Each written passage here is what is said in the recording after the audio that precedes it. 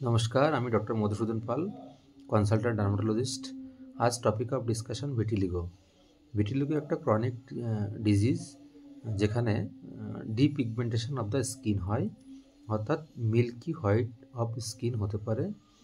বিভিন্ন টাইপের ভিটিলিগো হতে পারে: ফোকাল, সেগমেন্টাল, নন সেগমেন্টাল, অ্যাক্রাল ভিটিলিগো, এছাড়াও ভিটিলিগো ইউনিভার্সালিস। ফোকাল ভিটিলিগো অর্থাৎ বডির কোনো একটা পার্টিকুলার জায়গায় যদি এরকম ডিপিগমেন্টেশন অফ দ্য স্কিন হয়, সেক্ষেত্রে আমরা ফোকাল ভিটিলিগো বলি। সেগমেন্টাল অর্থাৎ বডির একটা সেগমেন্টে যদি আমার ডিপিগমেন্টেশন অফ দ্য স্কিন হয়, তো হোয়াইট প্যাচেস তৈরি হয়, সেক্ষেত্রে আমরা সেগমেন্টাল ভিটিলিগো বলি। নন সেগমেন্টাল ভিটিলিগো অর্থাৎ both sides of the body আমাদের হতে পারে।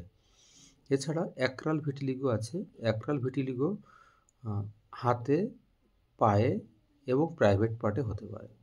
ভিটিলিগো ইউনিভার্সালিস মানে পুরো শরীরে বেশিরভাগ জায়গায়, মোর দ্যান 90% বডি সারফেস এরিয়াতে ডিপিগমেন্টেশন অফ দ্য স্কিন হতে পারে, অর্থাৎ হোয়াইট কালার হয়ে যেতে পারে।